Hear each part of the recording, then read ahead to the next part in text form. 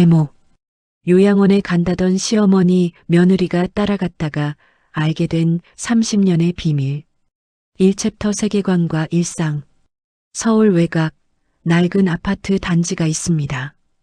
회색빛 외벽에 세월의 흔적이 고스란히 남아있는 그 건물은 새로 지어진 고층 아파트들 사이에서 마치 오래된 앨범처럼 조용히 자리를 지키고 있었습니다.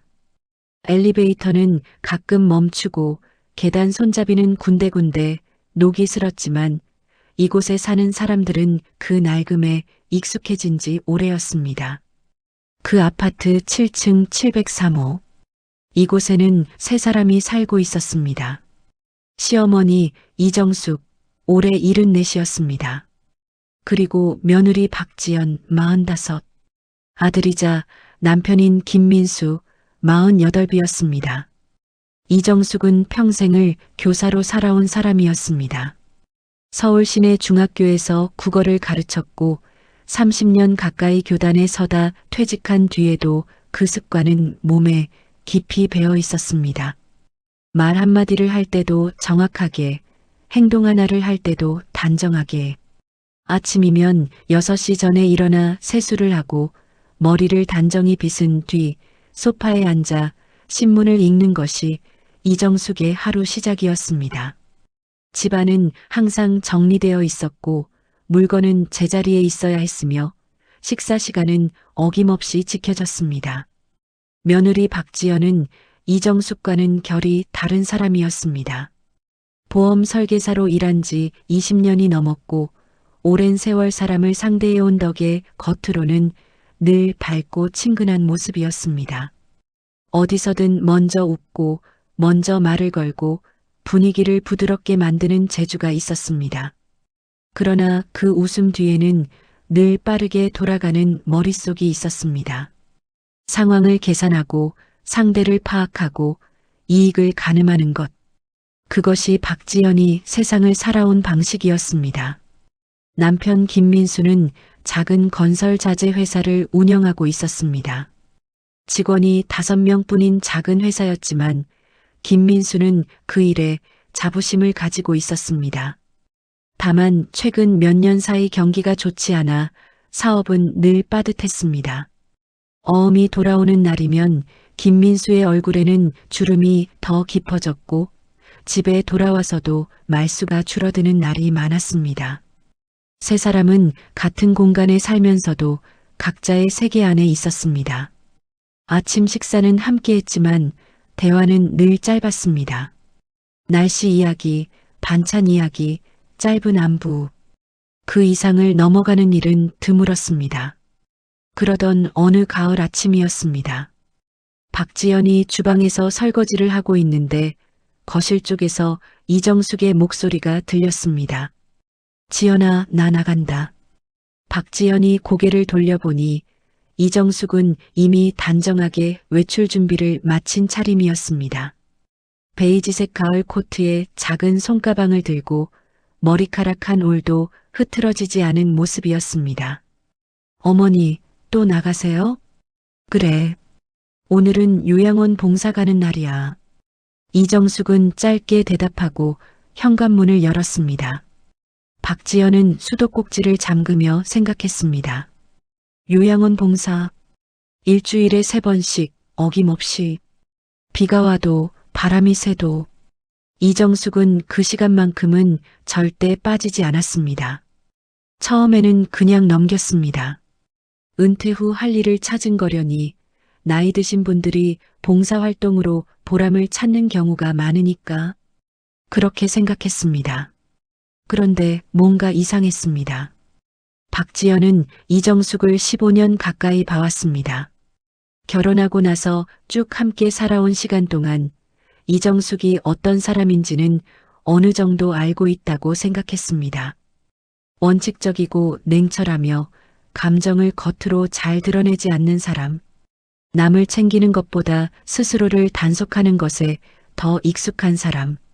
그런 이정숙이 봉사활동을, 그것도 일주일에 3번씩이나. 박지연의 머릿속에 물음표 하나가 생겼습니다. 그 물음표는 처음엔 아주 작았습니다. 그러다 어느 날 오후 박지연은 집안을 정리하다가 서랍 안에서 낡은 통장 하나를 보게 되었습니다. 이정숙의 이름이 적힌 통장이었습니다. 박지연은 무심코 펼쳐봤습니다. 그냥 얼마나 있나 별 생각 없이 보려 했습니다. 그런데 눈이 멈췄습니다. 매달 빠져나가고 있는 돈, 그것도 적지 않은 금액이었습니다. 박지연의 손이 멈췄습니다. 숫자를 다시 확인했습니다. 틀리지 않았습니다. 심장이 조금 빠르게 뛰기 시작했습니다. 이게 뭐지? 그 순간 작았던 물음표 하나가 조금 더 커졌습니다. 이 챕터 문제의 발단. 며칠이 지났습니다. 박지연은 그 통장을 본 이후로 머릿속 한켠에 계속 무언가가 걸려 있었습니다. 설거지를 하면서도, 고객을 만나 상담을 하면서도, 밤에 잠자리에 누워서도 그 숫자가 자꾸만 눈앞에 어른거렸습니다. 대수롭지 않게 넘기려 해도 넘겨지지 않았습니다. 보험 설계사로 오래 일하다 보면 자연스럽게 생기는 습관이 있었습니다. 숫자에 민감해지는 것, 그리고 이유 없이 나가는 돈은 반드시 이유가 있다는 것을 본능적으로 아는 것. 박지연의 그 직업적 감각이 자꾸만 신호를 보내고 있었습니다. 결국 박지연은 다시 그 서랍을 열었습니다. 통장을 꺼내 찬찬히 들여다봤습니다. 이번에는 처음처럼 무심코가 아니었습니다. 한 줄 한 줄 날짜와 금액과 메모란을 꼼꼼히 살폈습니다. 출금 내역이 규칙적이었습니다. 매달 같은 날짜, 같은 금액, 어김없이 빠져나가고 있었습니다. 금액은 150만 원이었습니다. 적은 돈이 아니었습니다. 이정숙의 교사 퇴직연금으로 생활하는 처지에서 매달 150만 원이 나간다는 것은 결코 가볍게 볼 수 없는 숫자였습니다. 그리고 메모란에 적힌 단어 하나, 도움, 딱 그 한 글자였습니다. 박지연은 그 단어를 한동안 바라봤습니다. 도움, 누구를 돕는다는 말인지 무슨 도움인지 아무런 설명이 없었습니다. 그냥 도움이라는 두 글자만 달랑 적혀 있었습니다. 오히려 그 단순함이 더 이상했습니다. 뭔가를 숨기려는 듯한, 일부러 자세히 쓰지 않으려는 듯한 느낌이었습니다. 박지연의 심장이 쿵 하고 내려앉는 기분이었습니다. 이거 누굴 주는 돈이야? 그날 저녁 식사 자리였습니다. 이정숙은 평소처럼 조용히 밥을 먹고 있었습니다. 김민수는 오늘도 피곤한 얼굴이었고 대화 없이 숟가락 소리만 간간히 들렸습니다. 박지연은 자연스러운 척 말을 꺼냈습니다. 어머니, 요즘 요양원 봉사 자주 가시네요. 일주일에 몇 번이나 가세요? 이정숙은 수저를 잠깐 멈췄다가 다시 움직였습니다. 3번. 힘드시지 않으세요? 나이도 있으신데. 괜찮아. 할 일이 있어서 가는 거야. 짧고 단호한 대답이었습니다. 더 이어갈 여지를 주지 않는 말투였습니다. 평소에도 말이 많은 편이 아니었지만 오늘은 유독 더 말을 아끼는 느낌이었습니다. 박지연은 더 물어보고 싶었지만 이정숙의 표정이 그것을 막았습니다. 입을 닫고 있어도 뭔가를 지키고 있다는 것이 느껴지는 얼굴이었습니다. 그날 밤 잠자리에서 박지연은 생각을 정리했습니다. 통장에서 매달 나가는 돈, 봉사라고 하지만 행동이 달라진 시어머니, 그리고 질문을 막아서는 짧은 대답들. 하나하나는 그냥 넘길 수도 있었습니다. 그런데 이 3가지가 한꺼번에 겹치니 그냥 넘겨지지 않았습니다. 박지연은 결심했습니다. 직접 확인해 봐야겠다고. 며칠을 기다렸습니다. 이정숙의 외출 패턴을 머릿속으로 정리했습니다. 화요일, 목요일, 토요일. 오전 10시쯤 나가서 오후 2시에서 3시 사이에 돌아왔습니다. 박지연은 화요일 오전 고객 상담 일정을 뒤로 미뤘습니다. 그리고 기다렸습니다. 드디어 그날이 왔습니다. 이정숙이 평소처럼 단정하게 차려입고 현관을 나섰습니다. 박지연은 이정숙이 엘리베이터를 탄 것을 확인한 뒤 서둘러 겉옷을 걸치고 계단으로 내려갔습니다. 아파트 밖으로 나오니 이정숙의 뒷모습이 보였습니다. 박지연은 거리를 유지하며 따라갔습니다. 사람 많은 곳에서는 자연스럽게, 한산한 골목에서는 더 멀리 떨어져서 지하철역으로 들어갔습니다. 환승을 2번 했습니다. 이정숙은 한 번도 뒤를 돌아보지 않았습니다. 그저 조용히 익숙한 발걸음으로 걸어갔습니다. 이 길을 수없이 걸어봤다는 것이 느껴지는 걸음이었습니다. 지하철에서 내린 뒤 골목길을 따라 10분쯤 걸었습니다. 그리고 눈앞에 낡은 건물이 나타났습니다. 요양원이었습니다. 간판은 오래되어 색이 바랬고 건물 외벽에는 담쟁이가 조금 자라 있었습니다. 조용하고 한적한 곳이었습니다. 박지연은 이정숙이 저 건물 안으로 들어가겠거니 생각하며 멈춰 섰습니다. 그런데 이정숙은 정문 앞에서 걸음을 멈추지 않았습니다. 요양원 건물을 지나쳐 옆골목으로 방향을 틀었습니다. 박지연은 순간 당황했습니다. 잠시 망설이다가 조심스럽게 골목 입구 쪽으로 다가갔습니다. 그리고 모퉁이에 몸을 붙인 채 고개를 내밀었습니다. 골목 안쪽에 이정숙이 서 있었습니다. 그리고 그 앞에 누군가 다가오고 있었습니다. 중년의 남자였습니다. 50대쯤 되어 보였고 키가 크고 어깨가 넓었습니다. 낡은 점퍼를 입고 있었고 손에는 작은 봉투 하나를 들고 있었습니다. 2 사람의 눈이 마주쳤습니다. 그 순간 이정숙의 눈에 눈물이 차오르기 시작했습니다. 평소에 그 단단하고 냉정한 얼굴이 아니었습니다. 오랫동안 참아왔던 무언가가 터져 나오려는 것처럼 이정숙의 눈가가 젖어들었습니다. 그리고 2 사람은 말없이 천천히 서로에게 다가갔습니다. 그리고 조용히 포옹했습니다. 박지연은 숨을 멈췄습니다. 머릿속이 하얗게 비어버리는 느낌이었습니다. 가슴이 빠르게 뛰었습니다. 손끝이 차가워졌습니다. 설마 남자? 그 한마디가 박지연의 입술 안에서 맴돌았습니다. 소리로 나오지는 않았습니다. 그냥 속으로 조용히. 그리고 박지연의 손은 자신도 모르게 주머니 속 휴대폰을 꺼내 들고 있었습니다. 3챕터 새로운 세계로의 진입. 박지연은 그날 집에 돌아오는 내내 아무 생각도 할 수가 없었습니다. 지하철 안에서도, 아파트 계단을 오르면서도, 현관문을 열고 들어서면서도 머릿속은 조금 전에 본 장면으로 가득 차 있었습니다. 골목 안쪽에서 마주 선 2 사람, 이정숙의 눈가에 고였던 눈물, 그리고 말 한마디 없이 이루어진 그 포옹.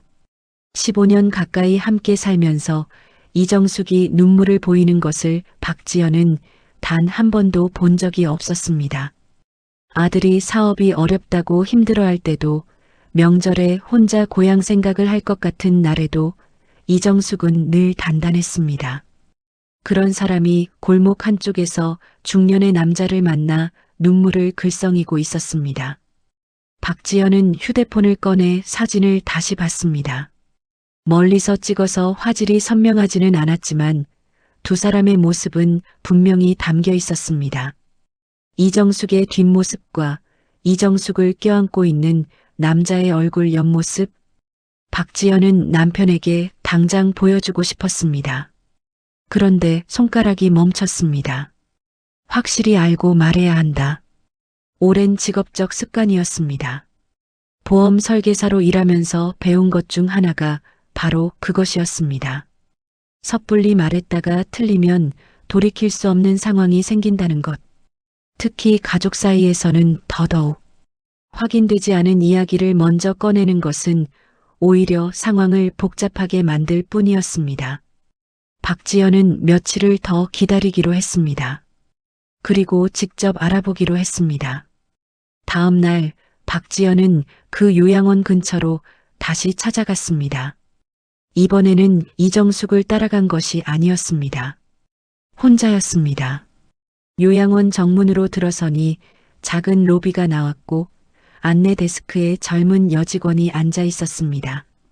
박지연은 자연스럽게 웃으며 다가갔습니다. 안녕하세요. 혹시 이정숙 선생님 아세요? 어머니뻘 되시는 분인데 이쪽에 자주 오신다고 해서요. 직원은 잠시 생각하더니 고개를 끄덕였습니다. 아, 네. 매주 오시는 분 맞죠? 머리 단정하게 하시고 베이지색 코트 자주 입으시는 분이요?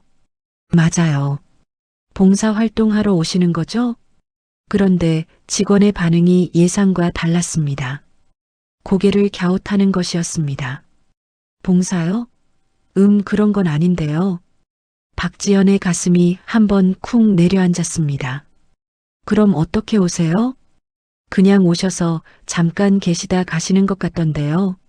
저희 시설 이용하시는 것도 아니고. 솔직히 저도 정확히는 잘 몰라요. 오래되셔서 그냥 익숙하게 됐달까요? 박지연은 고맙다고 인사를 하고 나왔습니다. 봉사가 아니었습니다. 그러면 왜 봉사라고 했을까? 거짓말을 한 것이었습니다. 의도적으로 가족이 알지 못하도록. 박지연은 그 사실이 머릿속에서 자꾸 맴돌았습니다. 그날부터 박지연은 본격적으로 움직이기 시작했습니다. 골목에서 봤던 그 남자. 박지연은 그 얼굴을 기억하고 있었습니다. 선명하지는 않았지만 키와 체형, 나이대. 그 정도는 기억에 남아 있었습니다. 박지연은 요양원 주변을 며칠에 걸쳐 더 살폈습니다. 근처 가게 주인들에게도 자연스럽게 말을 걸었습니다. 오래된 동네였고 사람들은 서로 얼굴을 알고 있었습니다. 그리고 마침내 단서 하나를 얻었습니다. 요양원 바로 옆 작은 편의점 주인이었습니다. 나이든 아주머니였는데 동네 사정을 꿰고 있는 분이었습니다. 그 키 큰 아저씨요? 가끔 보이죠. 이름은 잘 모르겠는데 예전에 여기 근처 살았다고 들었어요. 도연이던가 그런 이름이었던 것 같기도 하고. 도연? 박지연은 그 이름을 수첩에 적었습니다. 며칠을 더 수소문했습니다. 보험 설계사로 일하면서 쌓아온 인맥을 조심스럽게 활용했습니다. 공식적인 경로가 아니라 그냥 아는 사람을 통해 아는 사람에게 물어보는 방식으로 그렇게 조금씩 그리고 마침내 이름 하나가 확인됐습니다. 최도연. 나이는 50살이었습니다. 그리고 박지연이 알아낸 또 하나의 사실. 최도연에게는 입양 기록이 있었습니다. 박지연은 그 사실을 확인하는 순간 한동안 멍하니 앉아 있었습니다. 손에 들고 있던 수첩을 내려다봤습니다. 최도연, 50살, 입양. 숫자들이 머릿속에서 천천히 맞춰지기 시작했습니다. 이정숙의 나이는 74이었습니다. 최도연이 50살이라면 이정숙이 24세 낳은 아이였습니다. 그게 가능한 나이였습니다. 그리고 입양. 누군가 아이를 입양 보냈다는 것은 낳은 부모가 어떤 이유로든 아이를 직접 키울 수 없는 상황이었다는 뜻이었습니다. 매달 나가는 150만 원. 그리고 메모란에 도움이라는 글자. 박지연은 천천히 숨을 내쉬었습니다. 이건 단순한 일이 아니었습니다. 요양원 봉사도 아니었고 남자 문제도 아니었습니다. 그것보다 훨씬 깊고 오래된 무언가였습니다. 이정숙이 수십 년 동안 혼자 안고 살아온 비밀, 가족 누구에게도 말하지 못하고 가슴속에 묻어둔 이야기. 박지연은 수첩을 덮었습니다. 그리고 처음으로 이런 생각이 들었습니다. 내가 지금 무언가 엄청난 것의 입구에 서 있구나 하고. 4챕터 갈등 심화. 박지연은 며칠을 혼자 그 사실을 품고 있었습니다. 최도연, 입양 기록, 매달 나가는 150만 원. 이 세 가지가 하나의 선으로 이어진다는 것을 박지연은 이미 직감하고 있었습니다. 그러나 직감과 확신은 다른 것이었습니다. 아직 확인되지 않은 부분이 있었고 무엇보다 이 이야기를 어떻게, 누구에게, 어떤 방식으로 꺼내야 하는지가 문제였습니다.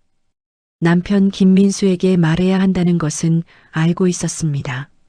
그런데 쉽지 않았습니다. 김민수는 감정적인 사람이었습니다. 겉으로는 무뚝뚝해 보여도 가족 문제에 있어서만큼은 이성보다 감정이 먼저 올라오는 사람이었습니다. 특히 어머니에 관한 일이라면 더욱 그랬습니다. 어릴 때부터 아버지 없이 어머니 손에 자랐고 그 어머니가 교사로 홀로 가정을 꾸려온 것을 옆에서 지켜본 사람이었습니다.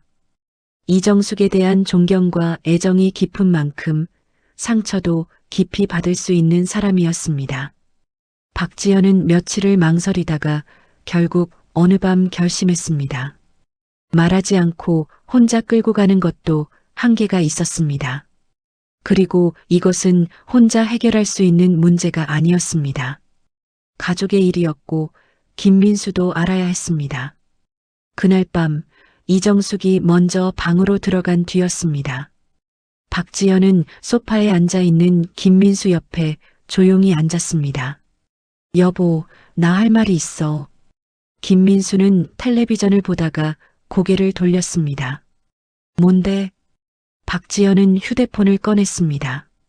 그리고 며칠 전 골목에서 찍어둔 사진을 열어 김민수에게 내밀었습니다. 이거 봐. 김민수는 화면을 내려다봤습니다. 처음에는 아무 표정이 없었습니다. 그냥 사진을 보는 눈이었습니다. 그런데 천천히 얼굴이 굳어지기 시작했습니다. 이게 뭐야? 어머니야. 짧은 침묵이 흘렀습니다. 김민수는 사진을 다시 봤습니다. 이정숙의 뒷모습, 그리고 이정숙을 안고 있는 남자의 모습. 이 남자는 누구야? 나도 아직 정확히는 몰라. 그런데 어머니가 매달 돈을 보내고 있어. 박지연은 통장 이야기를 꺼냈습니다. 매달 150만 원, 메모란에 도움이라는 글자. 그리고 요양원 직원이 봉사가 아니라고 했던 것, 최도연이라는 이름과 입양 기록까지 알아낸 것들을 하나씩 이야기했습니다. 최대한 차분하게 감정을 앞세우지 않으려고 애쓰면서 김민수는 듣는 내내 아무 말도 하지 않았습니다. 그러다 박지연이 이야기를 마치자 낮고 무거운 목소리로 말했습니다. 설마 남자 문제야? 박지연은 잠깐 멈췄습니다. 그건 아닌 것 같아. 입양 기록이 있다고 했잖아. 나이도 맞고 어머니가 젊었을 때 낳은 아이일 수도 있어. 그 말이 끝나기 무섭게 김민수의 얼굴빛이 달라졌습니다. 굳어있던 표정이 흔들리기 시작했습니다. 뭔가를 받아들이려는 것인지 거부하려는 것인지 알 수 없는 얼굴이었습니다. 무슨 소리야 그게. 여보, 나도 확실하지는 않아. 그냥 가능성이 있다는 거야. 어머니한테 직접 물어봐야겠어. 김민수가 자리에서 일어서려 했습니다. 박지연이 팔을 잡았습니다. 지금은 안 돼. 오늘 밤은 그냥 넘겨. 감정적으로 물어보면 어머니 더 다쳐버려. 김민수는 잠시 서 있다가 다시 소파에 앉았습니다. 그러나 표정은 좀처럼 풀리지 않았습니다. 두 사람은 그날 밤 오래도록 말없이 앉아 있었습니다. 다음 날 밤이었습니다. 김민수는 결국 참지 못했습니다. 저녁 식사가 끝나고 이정숙이 설거지를 마치고 거실로 나왔을 때였습니다. 김민수는 식탁 의자를 당겨 앉으며 어머니를 불렀습니다. 어머니, 잠깐 앉아봐요. 이정숙은 아들의 목소리에서 뭔가를 감지한 듯 조용히 맞은편에 앉았습니다. 어머니, 요양원 봉사라면서요. 그래. 그럼 이 남자는 뭐예요? 김민수가 휴대폰 화면을 내밀었습니다. 그 순간이었습니다. 사진을 본 이정숙의 얼굴이 순식간에 창백해졌습니다. 손끝이 미세하게 떨렸습니다. 눈이 사진에 고정된 채 움직이지 않았습니다. 그 짧은 순간에 이정숙의 얼굴을 스쳐간 감정들은 박지연이 지금까지 한 번도 본 적 없는 것들이었습니다. 당혹감, 두려움, 그리고 오래된 슬픔 같은 것. 그러나 이정숙은 입을 열지 않았습니다. 어머니, 말 좀 해봐요. 이 사람 누구예요? 김민수의 목소리가 높아졌습니다. 박지연은 옆에서 조용히 있었습니다. 이정숙은 여전히 침묵이었습니다. 시선은 내려깔렸고 두 손은 무릎 위에 얹혀 있었습니다. 그 손이 아주 조금씩 떨리고 있었습니다. 어머니, 긴 침묵이 흘렀습니다. 그리고 이정숙이 천천히 입을 열었습니다. 목소리는 낮고 조용했습니다. 지금은 말할 수 없다. 단 6글자였습니다. 그 말은 설명도 아니었고 변명도 아니었습니다. 거부도 아니었고 부정도 아니었습니다. 그냥 지금은 말할 수 없다는 것, 그것만이었습니다. 그런데 그 짧은 한마디가 오히려 불씨에 기름을 부었습니다. 김민수의 눈빛이 흔들렸습니다. 뭔가를 숨기고 있다는 것을 인정하는 대답이었기 때문이었습니다. 모른다고 하거나 오해라고 하지 않았습니다. 말할 수 없다고 했습니다. 그 차이가 김민수의 가슴에 못처럼 박혔습니다. 박지연은 조용히 두 사람을 바라보고 있었습니다. 그리고 속으로 생각했습니다. 이제 시작이구나 하고 5챕터 큰 위기. 그날 밤은 조용히 넘어갔습니다. 하지만 그 조용함은 평화로운 조용함이 아니었습니다. 말이 없는 것과 괜찮은 것은 전혀 다른 것이었습니다.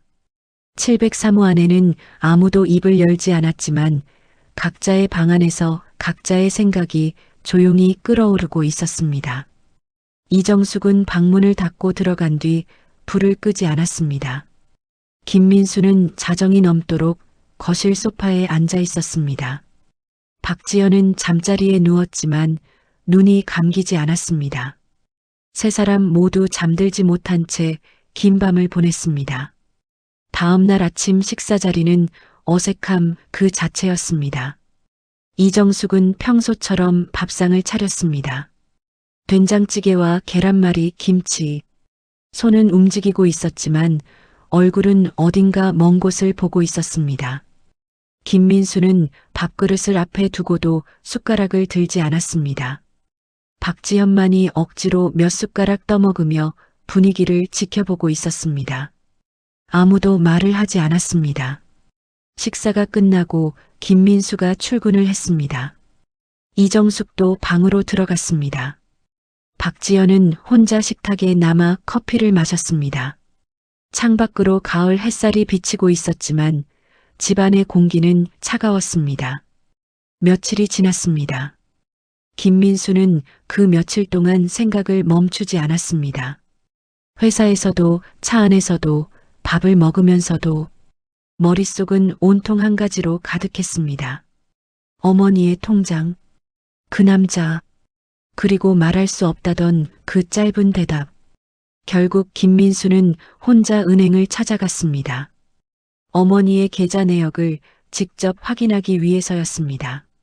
물론 다른 사람의 계좌 내역을 함부로 볼 수는 없었습니다. 그러나 김민수는 예전에 어머니 심부름으로 은행 업무를 본 적이 있었고 그때 도장과 통장을 맡아둔 적이 있었습니다. 집안 서랍을 뒤져 그것을 찾아냈습니다. 그리고 은행 창구에서 거래 내역서를 뽑았습니다.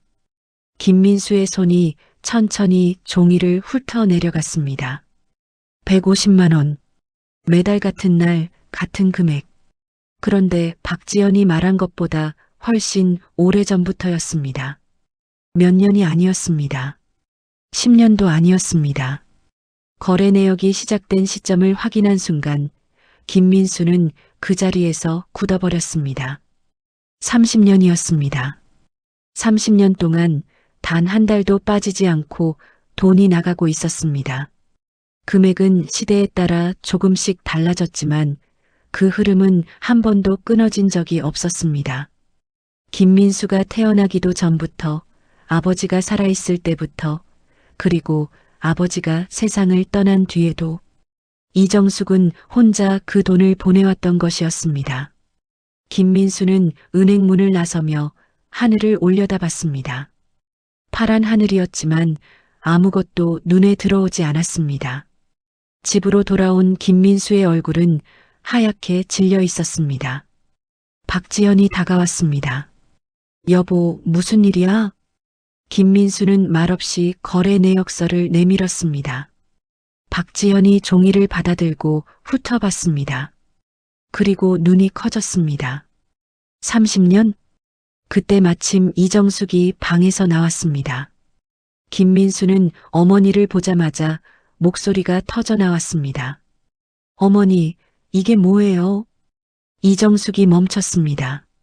30년이에요, 30년. 제가 어릴 때부터 지금까지 이 돈이 다 어디로 간 거예요? 김민수의 목소리는 떨리고 있었습니다. 화가 난 것인지 울고 싶은 것인지 본인도 알 수 없는 목소리였습니다. 이정숙은 거래 내역서를 바라봤습니다. 그 종이를 보는 이정숙의 눈빛은 복잡했습니다. 들켰다는 당혹감보다 오히려 오래 묵은 무언가가 수면 위로 떠오르는 것 같은 표정이었습니다. 그러나 여전히 말이 없었습니다. 박지연이 조용히 그러나 또렷하게 말했습니다. 어머니, 혹시 숨겨둔 자식 있는 거 아니에요? 그 순간이었습니다. 이정숙의 손이 떨렸습니다. 아주 미세하게, 그러나 박지연은 분명히 봤습니다. 이정숙의 두 손이 옆구리 쪽에서 살짝 떨리는 것을, 그리고 이정숙의 눈이 잠깐 흔들렸다가 다시 가라앉는 것을 부정하지 않았습니다. 그게 전부였습니다. 아니라고 하지 않았습니다. 무슨 소리냐고 하지 않았습니다. 그냥 손이 떨렸고 눈이 흔들렸습니다. 그것만으로도 충분한 대답이었습니다. 김민수는 그 모습을 보며 폭발했습니다. 어머니 미쳤어요. 그게 사실이에요. 나한테 형이 있다는 거예요. 집안이 순식간에 흔들렸습니다. 이정숙은 눈을 감았습니다. 아들의 고함 소리가 집안을 가득 채우는 동안 이정숙은 그 자리에 서서 눈만 감고 있었습니다. 맞서지도 않았고 피하지도 않았습니다. 그냥 그 소리를 온몸으로 받아내고 있었습니다. 박지연은 김민수의 팔을 잡아당겼습니다. 여보, 그만해. 일단 진정해. 진정이 돼. 어머니가 30년 동안 숨긴 거잖아. 알아, 나도 알아. 그런데 지금 이렇게 한다고 해결이 안 돼. 김민수는 박지연의 손을 뿌리치고 방으로 들어가 버렸습니다. 쾅 하고 방문이 닫혔습니다. 거실에는 박지연과 이정숙만 남았습니다. 박지연은 이정숙을 바라봤습니다. 이정숙은 여전히 같은 자리에 서 있었습니다. 눈을 뜨고 있었지만 어디를 보는 것인지 알 수 없는 눈이었습니다. 오래된 슬픔을 너무 오래 혼자 안고 있어서 이제는 그 슬픔의 무게에도 익숙해진 사람의 눈이었습니다. 박지연은 아무 말도 하지 않았습니다. 할 말이 없어서가 아니었습니다.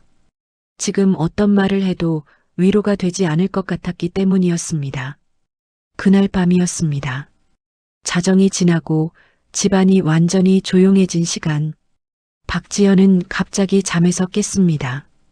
이상한 느낌이 들어 일어나 거실로 나왔습니다. 이정숙의 방문이 열려 있었습니다. 방 안을 들여다봤습니다. 비어 있었습니다. 현관을 확인했습니다. 이정숙의 신발이 없었습니다.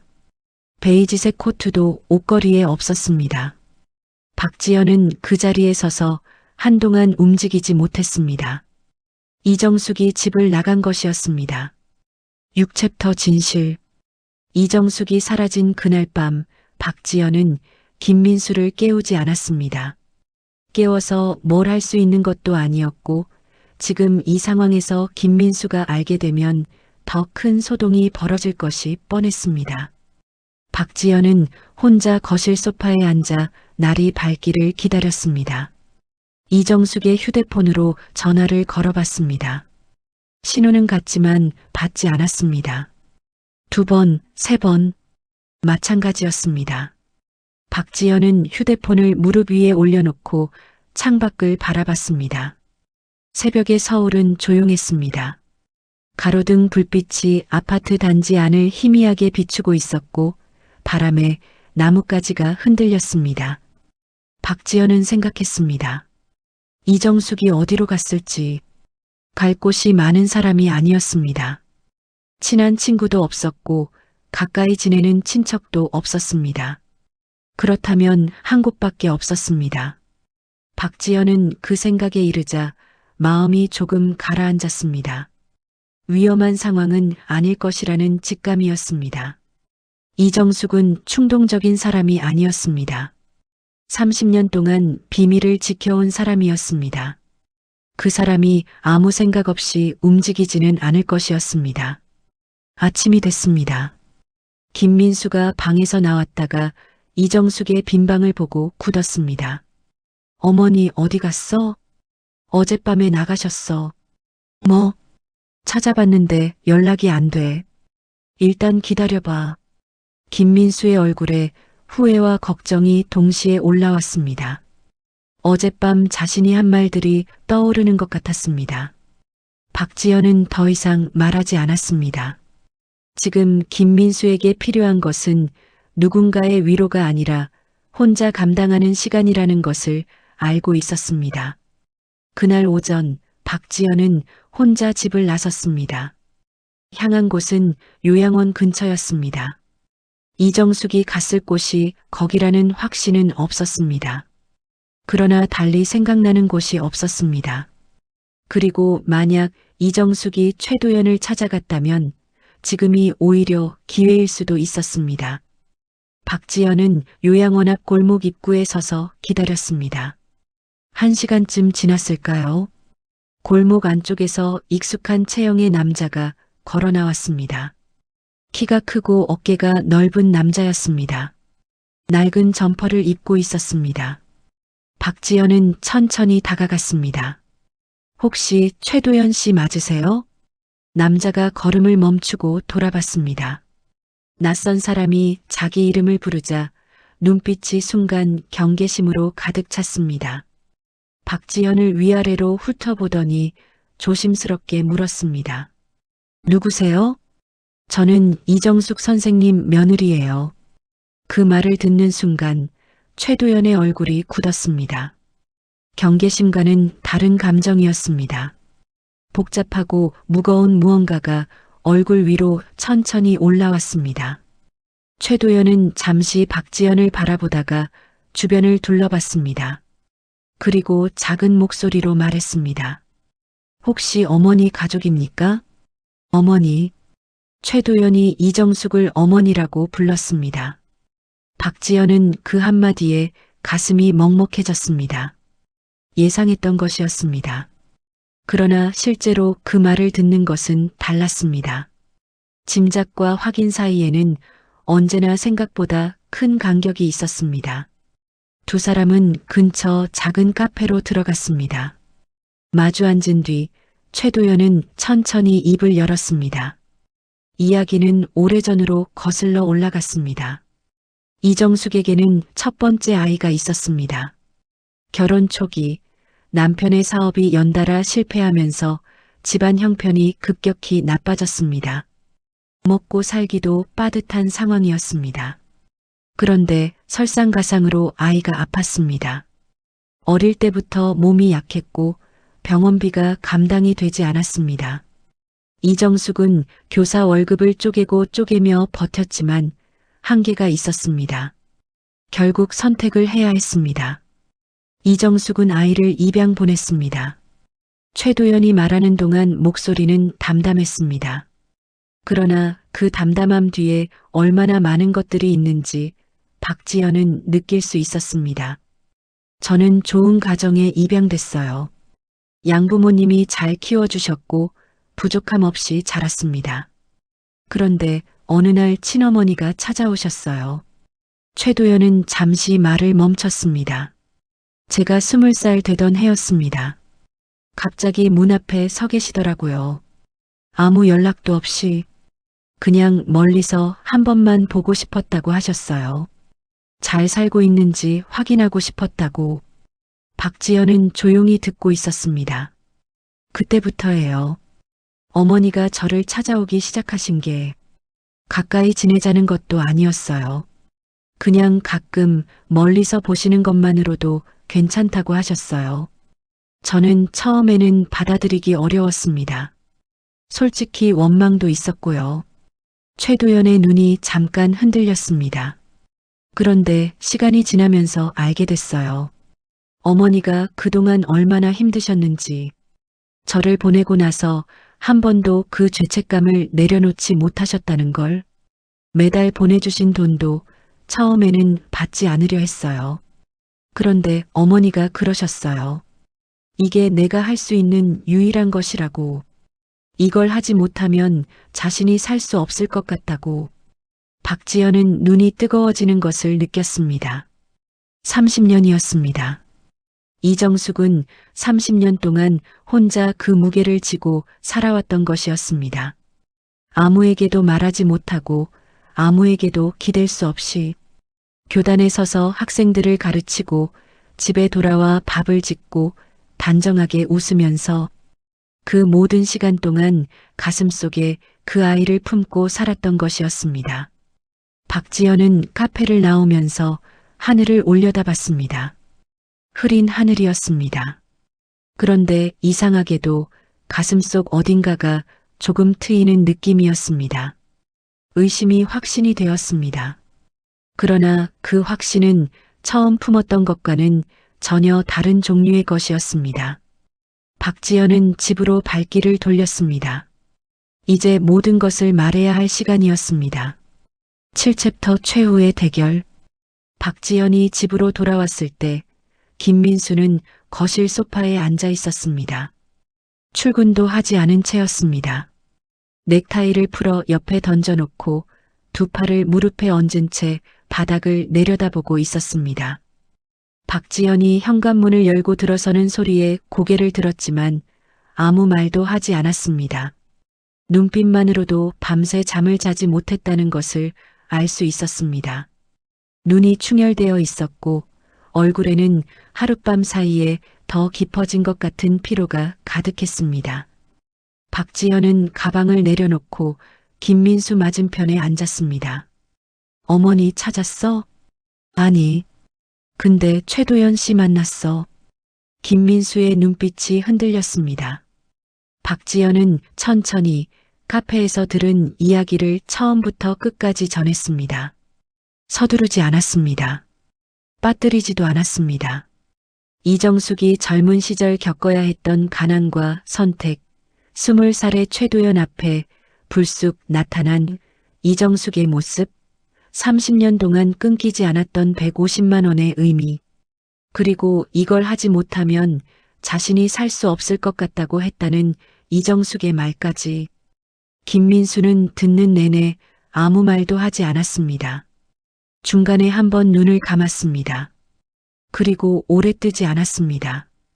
박지연은 그 모습을 보면서 말을 멈추지 않았습니다. 지금 이 이야기는 끝까지 전해져야 했습니다. 중간에 멈추면 안 됐습니다. 이야기가 끝났습니다. 긴 침묵이 흘렀습니다. 김민수는 눈을 뜨지 않은 채 낮게 말했습니다. 형? 그 한 글자였습니다. 질문인지 혼잣말인지 알 수 없는 목소리였습니다. 그러나 그 안에 담긴 것들은 분명했습니다. 충격과 혼란, 그리고 그 밑에 깔린 무언가.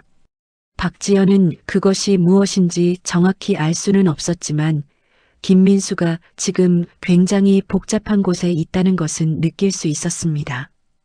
박지연은 조용히 말했습니다. 여보, 어머니 잘못만은 아니야. 김민수는 대답하지 않았습니다. 그 시절에 어머니가 할 수 있는 게 없었던 거야. 아이를 보내고 나서 평생 그 죄책감을 안고 사신 거고, 우리한테 말 못하신 건 우리를 믿지 못해서가 아니라 우리를 잃을까봐 두려우셨던 거야. 김민수의 눈가가 붉어졌습니다. 그걸 왜 나한테 말을 못해? 목소리가 갈라졌습니다. 30년 동안 나한테 한마디도 못하고 박지연은 더 말하지 않았습니다. 지금은 말보다 침묵이 필요한 순간이었습니다. 김민수가 스스로 그 감정을 소화해야 했습니다. 누군가 옆에서 정리해 줄 수 있는 성질의 것이 아니었습니다. 그렇게 1시간쯤 지났을까요? 현관문 열리는 소리가 났습니다.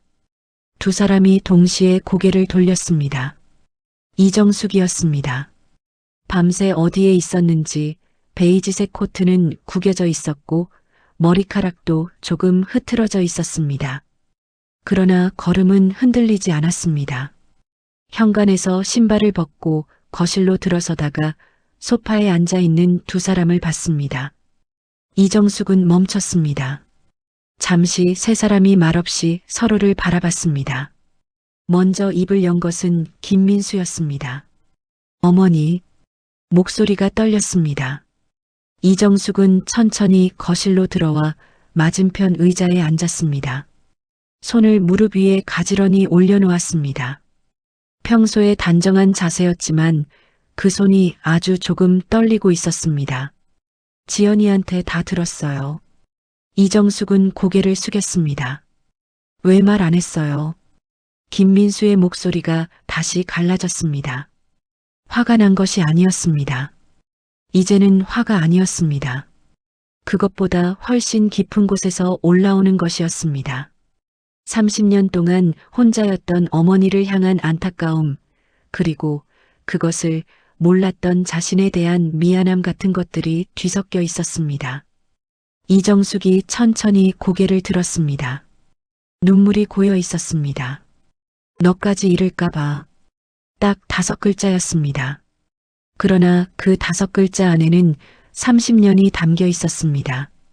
아이를 보내던 날의 젊은 이정숙, 몰래 아들의 삶을 들여다보며 눈물을 삼키던 수십 번의 밤들, 그리고 지금 이 순간까지 혼자 지고 왔던 그 무게 전부가. 김민수는 손으로 눈을 가렸습니다. 어깨가 떨렸습니다. 박지연은 두 사람을 바라보며 조용히 자리에 앉아 있었습니다. 끼어들지 않았습니다. 이 순간은 어머니와 아들 사이의 것이었습니다. 박지연이 들어갈 자리가 아니었습니다. 한참 뒤였습니다. 김민수가 손을 내리고 이정숙을 바라봤습니다. 눈이 빨개져 있었습니다. 어머니, 그 형 나 만나게 해줘요. 이정숙의 눈에서 눈물이 흘렀습니다. 소리 없이 조용히, 오래 참아온 눈물이 드디어 흘러내리는 것처럼 천천히. 이정숙은 고개를 끄덕였습니다. 박지연은 그 모습을 보면서 눈이 뜨거워지는 것을 느꼈습니다. 억지로 참으려 했지만 잘 되지 않았습니다. 눈물이 차오르는 것을 느끼면서 박지연은 생각했습니다. 의심에서 시작된 일이었습니다. 통장의 숫자 하나, 이상하다는 느낌 하나에서 시작해서 여기까지 왔습니다. 그 과정에서 상처도 있었고, 소란도 있었고, 서로를 향한 날선 말들도 있었습니다. 그러나 지금 이 거실에 있는 세 사람은 그 모든 것을 지나 처음으로 같은 방향을 보고 있었습니다. 30년의 비밀이 마침내 밖으로 나왔습니다. 그리고 그것은 가족을 무너뜨리지 않았습니다. 오히려 지금껏 서로가 알지 못했던 서로의 깊이를 처음으로 들여다보게 만들었습니다. 집안이 조용했습니다. 그러나 이번의 조용함은 달랐습니다. 며칠 전에 그 차갑고 팽팽한 침묵이 아니었습니다. 오랫동안 닫혀있던 창문이 열리고 바깥의 공기가 처음으로 들어오는 것 같은 조용함이었습니다. 8챕터 결말. 그로부터 몇 달이 지났습니다. 서울 외곽의 작은 식당이었습니다. 오래된 골목 안쪽에 자리 잡은 곳으로 간판도 소박하고 내부도 넓지 않았습니다. 테이블이 5개뿐인 작은 공간이었지만 오래된 나무 가구와 은은한 조명이 어우러져 묘하게 따뜻한 느낌을 주는 곳이었습니다. 창밖으로는 겨울이 지나고 막 봄이 시작되는 거리가 보였습니다. 앙상했던 나뭇가지에 연두색 잎이 조금씩 돋아나고 있었고 햇살은 몇 달 전보다 훨씬 부드럽게 창문을 통해 들어오고 있었습니다. 식당 안쪽 테이블에 4사람이 앉아 있었습니다. 이정숙, 김민수, 박지연, 그리고 최도연이었습니다. 처음으로 4사람이 한자리에 모인 날이었습니다. 메뉴는 이정숙이 골랐습니다. 갈비탕이었습니다. 오래 끓인 사골 국물이 뽀얗게 우러난 갈비탕이 4사람 앞에 놓였습니다. 김이 모락모락 올라왔습니다. 아무도 먼저 숟가락을 들지 않았습니다. 처음 만나는 자리였고 어디서부터 어떻게 시작해야 할지 아무도 몰랐습니다. 먼저 입을 연 것은 박지현이었습니다. 드세요. 식어요. 짧은 한마디였지만 그것으로 충분했습니다. 4사람이 거의 동시에 숟가락을 들었습니다. 처음 몇 분은 국물 마시는 소리만 들렸습니다. 그러다 김민수가 최도연을 바라봤습니다. 몇 달 전 처음 만났을 때와는 달리 이제는 조금 익숙해진 얼굴로 바라볼 수 있었습니다. 그 사이 2사람은 2번 더 만났습니다. 처음 만남은 어색하고 짧았습니다. 2번째 만남은 조금 더 길었습니다. 그리고 오늘이 3번째였습니다. 형, 갈비탕 괜찮아요? 최도연이 잠깐 굳었습니다. 형이라는 말을 들었기 때문이었습니다. 김민수가 최도연을 형이라고 부른 것은 이번이 처음이 아니었습니다. 2번째 만남에서 처음 그 호칭을 꺼냈을 때 최도연은 한동안 아무 말도 하지 못했습니다. 눈을 내리깔고 입술을 꾹 다물었다가 한참 뒤에야 괜찮다고 짧게 대답했습니다. 그 대답이 얼마나 많은 것을 담고 있는지 그 자리에 있던 사람들은 모두 알고 있었습니다. 오늘도 최도연은 잠깐 굳었다가 고개를 끄덕였습니다. 응, 맛있어. 낮고 조용한 목소리였습니다. 이정숙은 2사람을 번갈아 바라봤습니다. 아무 말도 하지 않았습니다. 그냥 바라봤습니다. 숟가락을 든 손이 잠시 멈춰 있었습니다. 눈빛이 흔들렸지만 눈물이 흘러내리지는 않았습니다. 흘러내리려는 것을 참는 것이 아니라 지금 이 순간이 너무 조용하고 소중해서 흐트러뜨리고 싶지 않은 것 같았습니다. 식사가 어느 정도 진행됐을 무렵이었습니다. 이정숙이 숟가락을 내려놓았습니다. 그리고 천천히 말했습니다. 이제 숨기지 않겠다. 목소리는 낮았지만 또렷했습니다. 오래 생각해온 말을 드디어 꺼내는 것 같은 무게가 있었습니다. 3사람이 이정숙을 바라봤습니다. 너희 둘 다한테 미안하다. 민수한테는 말하지 못한 것이 미안하고 도연이한테는 말하지 못한 세월이 미안하다. 내가 더 용감했다면, 더 일찍 말했다면. 그런 생각을 요즘 많이 한다. 이정숙은 잠시 멈췄다가 다시 말을 이었습니다. 그런데 이제 와서 그 시간을 되돌릴 수는 없으니까 남은 시간만큼은 제대로 살고 싶다. 숨기지 않고 피하지 않고. 거실이 조용했습니다. 최도연은 이정숙의 말을 들으면서 고개를 숙이고 있었습니다. 어깨가 조금 떨렸습니다. 50평생 살아오면서 이 말을 기다렸는지도 모른다는 생각이 그 떨리는 어깨 위에 얹혀 있는 것 같았습니다. 한참 뒤였습니다. 최도연이 고개를 들었습니다. 눈이 붉어져 있었습니다. 그러나 목소리는 생각보다 단단했습니다. 어머니, 딱 2글자였습니다. 그런데 그 2글자가 식당 안을 가득 채웠습니다. 설명도 없고 수식도 없이 그냥 어머니라는 말 하나가 50년의 시간을 건너온 그 부름이 이정숙의 가슴에 닿는 순간 이정숙의 눈에서 눈물이 터져 나왔습니다. 소리 없이 흘